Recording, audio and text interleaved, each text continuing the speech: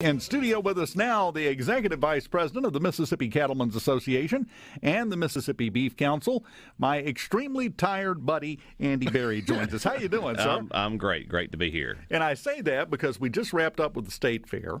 That's right. Somewhere along the way, we thought it was a good idea to get into the carnival business at the State Fair, selling ribeye sandwiches and such, and we've built that into just a great business down there, and have great support from the fairgoers. But it's a very taxing experience on myself and my staff down there. It's a lot of work. It is. It's a lot of work, and a lot of late nights. It is. We don't stay as late as the regular carnival. We get out of there about 10 o'clock. We're not built that way, and so we shut her down about 10. And I would suspect the sale of ribeye sandwiches drops off after about 9:30, 10 o'clock. I think so. I think those folks are looking for funnel cakes and other things like that after 10 o'clock. Now, let's talk about the it's not an elephant, it's a cow in the room. That's right. You go to the grocery store right now, and you're paying a lot more for beef than you were 3 months ago. A noticeable amount difference. So the cattlemen are getting rich, right? Not exactly. No, it doesn't quite work that way. It typically has an inverse reaction to high beef prices. Particularly the last few years have equaled lower cattle prices. What our cattle producers out in the state, the cattlemen and women that produce the beef here in Mississippi, we're just not recouping those prices. There's a lot of hands that touch the beef. We've got a concentration in the meatpacking industry where 80% of the harvest is controlled by 4 major companies, and so there's a grip on how the processing is done here in our country, and we've a little oversupplied than what we can process as well, so there's not as an incentive to bid up, but also there's a chokehold in who controls the bid. And that has been in the news because there are a lot of cattlemen and cattlemen associations around the country that are looking to start their own organization to compete with those. That's right, and it's a very expensive proposition, and there's some folks out there that are looking to do that. It's a capital issue, but you hear rumors around, and look, there's some here in Mississippi. There's been some money turned loose that's helped to start and fund some smaller USDA processors that you can retail beef through.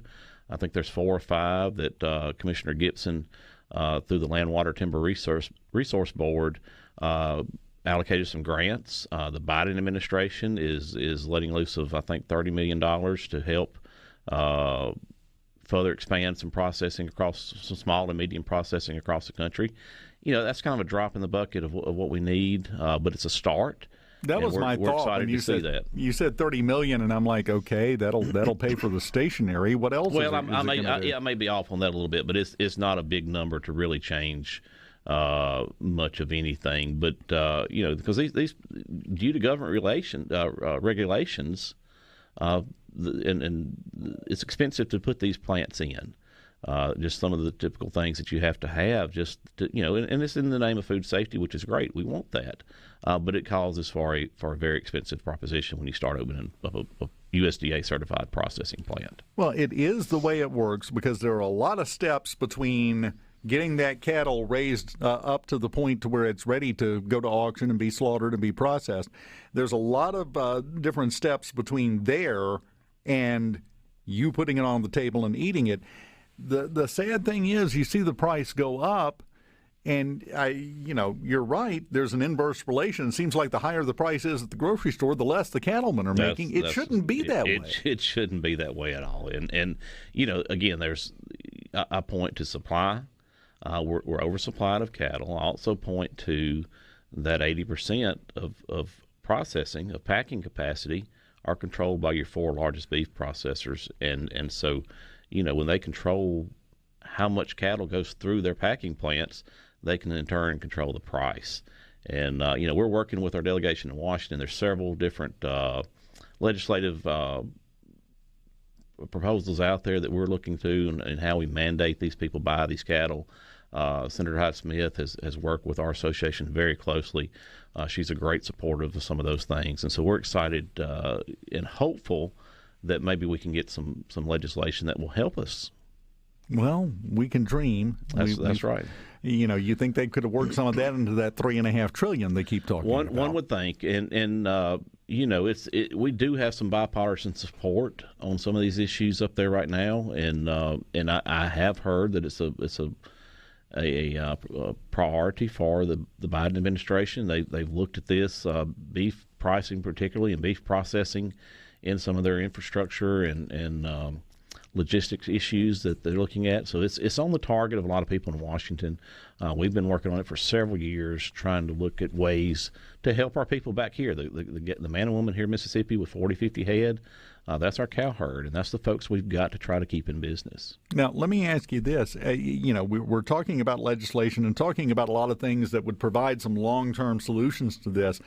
Are there any solutions on the horizon short term that are going to help alleviate this in two ways? Number one, bring the price down at the store. Number two, bring up the amount of money that the cattlemen are making, because without them, none of this exists anyway, so they deserve more. In Washington, you never know how things are going to move. We've been working on this one mandate issue for well over a year. We seem to maybe be getting closer to consensus. I don't anticipate it to happen before this year is over with. I'm really now looking into 22, where I was hopeful that we would have seen something happen this year. Also, when you look at beef pricing, right now we're still experiencing, even with a little higher prices, and I've got the numbers here. When you compare all beef prices, and this is taking everything across the board, all fresh beef prices, average them out.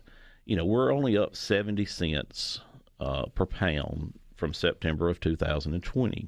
You back that up pre-pandemic to 19, and we're up a little bit more, which is $1.60 per pound. But we're moving more beef than we have in the last 20 years right now, even with those higher prices. And I think that's a testament to the great product that our cattle producers here in Mississippi and across the nation produce.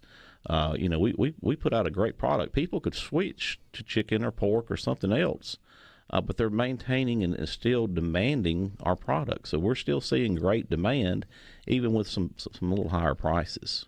Well, I'm going to be honest. Sometimes I have chicken and pork on the grill next to the steak and the burgers. Absolutely. But the steak and the burgers go on first. You've got to have priorities here. Well, and you look at all these fake meat products and stuff out there, and we did some legislation here in Mississippi a few years ago that dealt with some of that labeling issues, but I still think it's a great compliment that you've got all these products out there trying to replicate what you've already perfected. And we take a little grass, a little water, a little corn at the end, and we're turning into a very powerful protein, which is beef. Yeah, and you're right. That's a great compliment when there's an entire industry and all of their marketing is targeted towards saying we're just as good as beef. Okay, beef is obviously the top of the chain here. Yep. Because you don't compare yourself to second best. Well, and it's there's still a lot of challenges in that particular industry. Actually, we just saw yesterday that USDA issued a $10 million grant to Tufts University to study the feasibility of some of these fake products and actually dealing with some cell culture stuff. And that was a little disappointing to see our United States Department of Agriculture award a $10 million for basically a fake meat grant when we're doing it pretty well, like we've done since the beginning of time already. And so, you're dealing with some of those things that's in government that are working against you as well. Well, we've gotten so good at it that, back to what you said a second ago, we have an oversupply of cattle, which means we're raising cattle better than we are able to process it at this point. We're more efficient than ever in our herd and also in growing those cattle. I look for our producers here, and I'm not an economist. I always like to preface that, but just looking at the numbers, our herd reduction due to some droughts out west the last 2 years. We're harvesting more heifers, so that's less cows potentially in the future.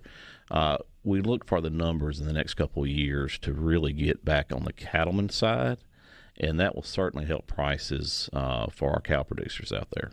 Very good. And, before we go to break, I just want to do one thing to reassure Perez behind you there.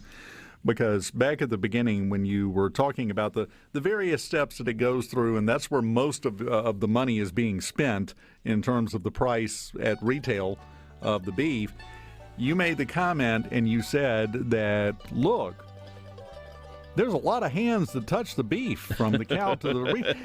His head shot up. He went, what? I saw it back there. Let's clarify that. It goes through a lot of stages, a lot of money changing pockets, not necessarily hands touching the product. That was a great way to put it, but I think he just took it a little more literally than you meant it, and I wanted to make him feel better. I appreciate that clarification. Thank you. Yeah, they're not passing it hand to hand around the country until he gets to the store. It's okay. No. You're going to be fine, Perez.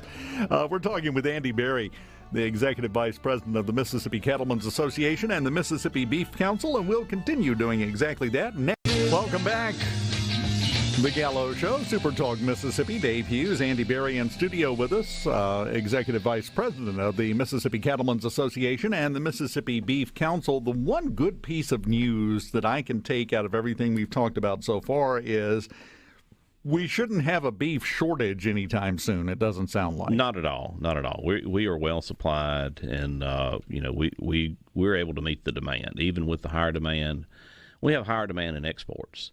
And, the issue is, and we really don't have a problem with getting them processed because it's a profitable undertaking for those packers. The problem that we have is after the processing is the further processing, the logistics of getting it from the Midwest, where a lot of this happens, back out across the country, truckers, fuel, labor in these further processing plants is the issue that's affecting our industry right now. But right now, we haven't experienced any shortages that I'm aware of any type of beef like we did last year during the height of the pandemic at all. Well, and, it's funny you mentioned that because I was thinking about it last year when we were having those shortages in the stores. I know several people that followed this advice, but one piece of advice was go in with your family members, go to a cattleman, buy a cow and take it and get it processed and split up the meat. I had friends that did that, and then they were told, it's going to be 3 months before we can process it. We can't keep up. Well, and that's part of what I mentioned earlier is that Commissioner Andy Gibson, through the Land, Water, and Timber Resource Board, issued those grants to help expand the processing capacity here in Mississippi, and he basically doubled the USDA processing. Now that's where you can retail it. There's a lot of great processors out there that can do it for home consumption. You also had the issue of as an industry, cattle producers weren't really ready for that here in Mississippi, and it takes a little while to grow those animals. But that's still a great option. We've got a lot of good producers out there that have learned. They know how to feed them, and it doesn't take much of a Facebook search or something like that, or you could call our office. We could help hook you up with some people that could sell you cuts or sell you a whole or a half of a beef, and I think you would be well pleased with that. We had some issues where folks early on maybe rushed the process a little bit and sold animals that weren't quite ready, but that's pretty well kind of corrected itself, and really now there's not a backlog of too far out of getting an animal processed here in Mississippi. And let me just say one other thing. If you go buy a side of beef or you go buy an entire cow and get it slaughtered and processed, just make sure you've got the freezer space. That's a lot of beef. It is. It's you've got to kind of plan ahead, and you lose some through the processing process of shrinkage and drying out and cutting the bones out, and so you got to kind of do some calculations in there, but it's pretty easy to do, and we'd be happy to help anybody figure that out. And it's one option, and I wanted to mention it. I had it in mind before you brought it up. That still a lot of people aren't aware exists for them because everybody's used to where do steaks come from? The grocery store. That's right. And they don't think about your local cattle rancher who's sitting there, got a herd of 20 or 30. He would love to deal directly with you. Absolutely. That's it's a great way to add value for cattle producers. It's a great way to provide a local product where people know exactly where they came from. They may even know the name of the animal in some cases out there. But there's plenty of people out there. There's lots of folks that go to farmers markets that retail beef like that. There's some folks that have some retail shops here in Mississippi that they're selling their produce. I mean, their produce right off the farm. Exactly. Now, let me ask you this. What are the stats? What are we looking like in Mississippi in terms of cattlemen? Are we getting more, or is it dropping off some? It's like anywhere else. We're dropping off a little bit. We're a little under 16,000 in terms of total cattle producers. That number was over 16,000 a few years ago. You know, you look at it, and in agriculture across the board, it's about 2% of the U.S. population. You drop that back down to people that do production, animal agriculture, cattlemen, chicken people or anything like that, and you're going to be less than 1% of the U.S. population. It's a very capital expensive undertaking to be in the cattle business. You have a lot of land, equipment, fertilizer, fencing, than just the animals themselves. So it's something that you've got to be dedicated and sometimes just a little hard-headed to maintain and stay in the business. Yeah, that's a description for, I think, the entire agriculture industry, Exactly. but especially with cattlemen, because you can't skip a day. You can't, and what's unique about the cattle industry, and a couple different things here, real quick. When an animal gets ready, you can't harvest it and put it in a bin. You can't have a live animal walking around in a grain bin like you can corn or soybeans. So there's a point in time here in Mississippi when they get to be a certain weight, they've got to leave your place and go somewhere else. And it doesn't really matter what the market price is that day or anything. When they're ready, and it's going to start costing you more to keep them. And the same thing if you send them on to the feed yard, which is, you're leaving Mississippi, you're actually leaving our region and going out to the Midwest, to the Corn Belt areas. And so, they've got to haul 12, 14, 16 hours to get that done. And then when they get fed, same thing. When the time's up, you got to sell, and you can't wait for the price to go up. Absolutely not, because you've got constant feed costs and yard costs going in all the time to those animals when they're in the feed yard. That one little event change in the market and your profitability just vanished, just as quick as a blink of an eye. And that may be why, and everybody is seeing a drop in employees, but being a cattleman is a hard job. It absolutely is. And majority of our cattle producers here in Mississippi, like myself, I'm a cattleman, I have cattle, my wife and I do, we have regular town jobs, like I call it. And so we're doing it on the nights, on the weekends, early in the morning before work. And, there's a lot of people that just say, hey, I want an easier way of life than that. But there's a lot of us that enjoy that. It's a way to provide some added value to our families. And so we're proud to do that. Well, I'm circling back around. My favorite thing that we've learned here is there is no beef shortage coming. Absolutely not. Absolutely not. And we're still seeing great demand. And when you look at it overall, like I said, comparing back to 19, $1.60 a pound across all beef, it is a pretty decent increase. It's not astronomical. And you can still find some deals out there if you look around. Do you think it's going to go up more? There's the potential exists, but I don't see it going up dramatically more. And as I said preface earlier, I'm not an economist, but just looking at things, we've inched up. I don't see anything right now outside of some type of black swan event that would make it just, go anymore. Now, we're going to continue to see these logistic issues, and that's not going to bring them down. You might have a little fluctuation that goes up a little bit more, but I don't foresee a dramatic increase. So what I'm hearing is there's a direct correlation to every time we come on here and tell people we need truck drivers, go sign up, go become a truck driver, get your CDL, get certified, and do it. There's a direct correlation from that to how much hamburger is going to cost at the store. Absolutely. That, and we've got to get people back to work. And I think that's just in all sectors across our country is people have got to go back to work everywhere you go in. There's a help wanted, open interviews. Doesn't matter what type of business it is, and us in agriculture, us in meat processing are not excluded from that. Well, I saw a story just this morning that McDonald's has announced they're hiring over 3,600 people in the next 3 weeks is their goal. I hope they can do it. In Mississippi. I hope they can do it. My first thought was good luck. Yeah. It's not the way things are working right now. Where are all these people? I don't know. Maybe they went off and they're raising cattle. No, you're right. No, not a chance on that. That's way too hard to work. Just hope they're eating some beef, is regardless of where they're at. I suspect if they're not, they want to be. Absolutely. Very soon. Absolutely.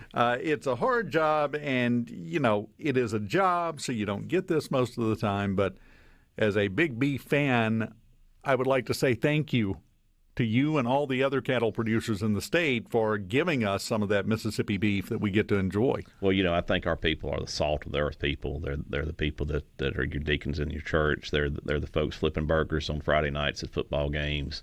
And look, SuperTalk is when I was a full-time farmer, that's what got me through the day, was listening to SuperTalk. And so we've got a lot of guys out here that love to listen to this station, and just salt of the earth people, and we appreciate the support. We just ask people to buy a little beef, throw a little extra hamburger or a steak on the grill on Saturday night, and eat and enjoy a great beef meal, morning, noon, and night. You can have 3 meals a day.